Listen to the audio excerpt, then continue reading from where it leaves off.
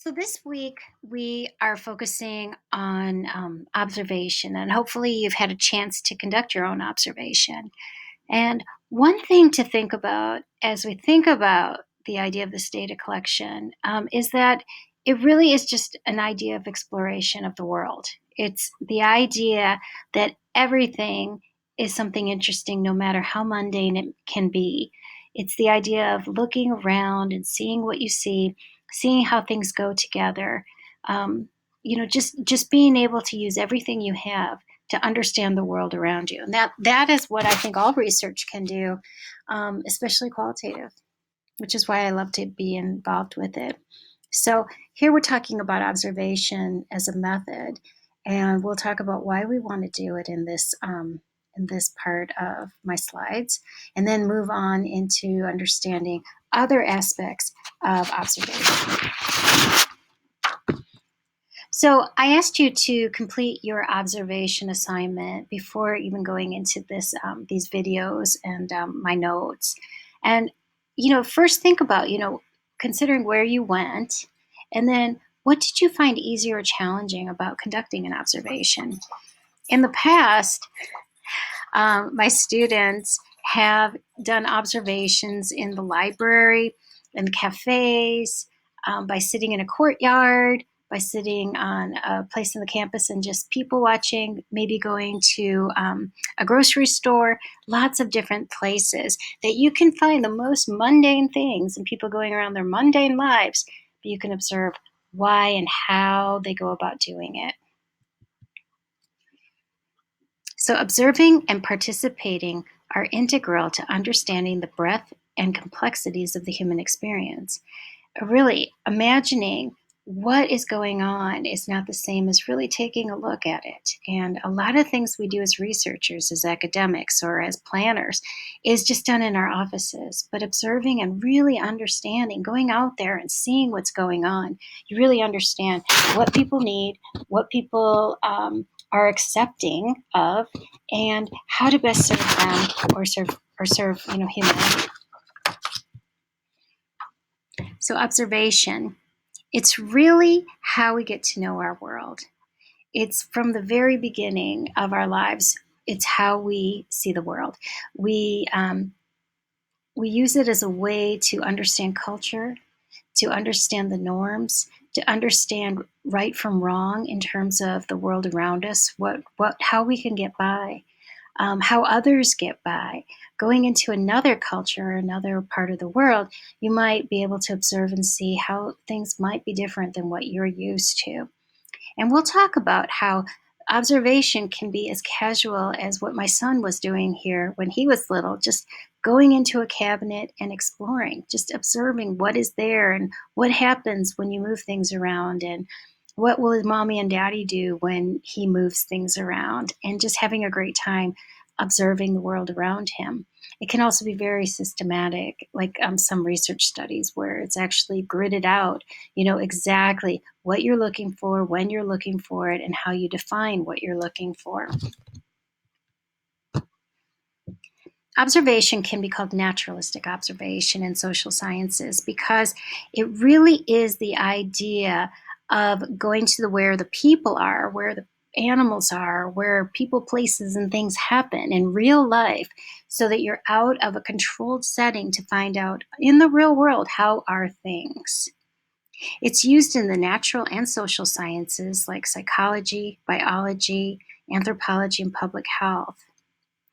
And the idea is to observe people and others in their natural, real settings, and to ask questions such as, what do people and animals do in their natural environment? How do they interact? How do they react? What is the culture? What is or is not deemed to be appropriate? But why do we conduct observations? In research, you might conduct it as part of a needs or an assets assessment. I do this a lot in my work. Not only do I try to ask people in surveys and in interviews what they see to be the biggest needs or the assets of their community, but I also try to go and see it if I can, to look around, to see how people work together. what is available to people? How do they use it? It's also used to view behaviors. When I was an undergrad at the University of Wisconsin, I was a research assistant for a study where I was actually supposed to stand on a playground and view kids' behaviors to see if they were aggressive or non aggressive. And this was very, very structured and very well defined. In the same light, it can be used to validate self reports. We often give our self reports of how much we eat or how we behave or how we think about things, but sometimes observing others or even making sure you observe yourself in some sort of way enables you to validate those self reports. Possibly you write down that you eat a certain amount of calories, but you have somebody who maybe observes you during a normal eating or a normal mealtime and was actually able to calculate the calories you actually do consume to see if your self report is accurate.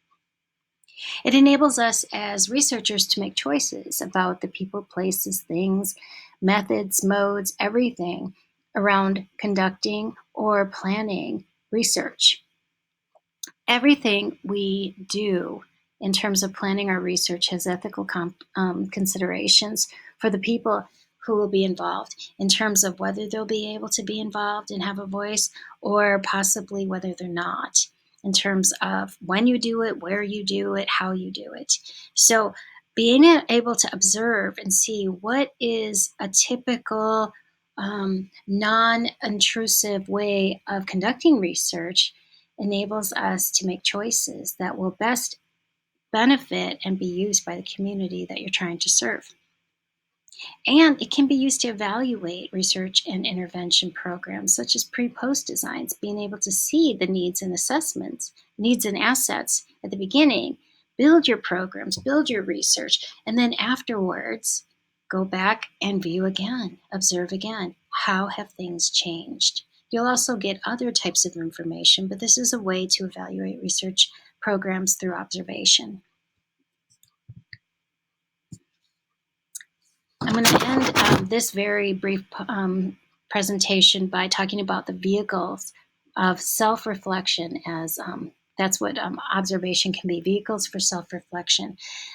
We all go into research, no matter if we're doing qualitative or quantitative research, with our own biases towards the issues we're talking about or the people we're talking about, stereotypes of what we've learned in the past and what we deem to be what we expect just based on a population or a type of event. We have our own value systems from our cultures and our upbringings and where we work and what we think. We have our assumptions, our fears, and our expectations about how things will go. And so I'm going to stop here and we'll touch on these things in the next parts as we talk about participant and non-participant and also modes of observation. But these are definitely ways that we can use observation as self-reflection to acknowledge and either embrace or try to ratchet off or take away minimize the biases and the stereotypes and things like that from our own research projects.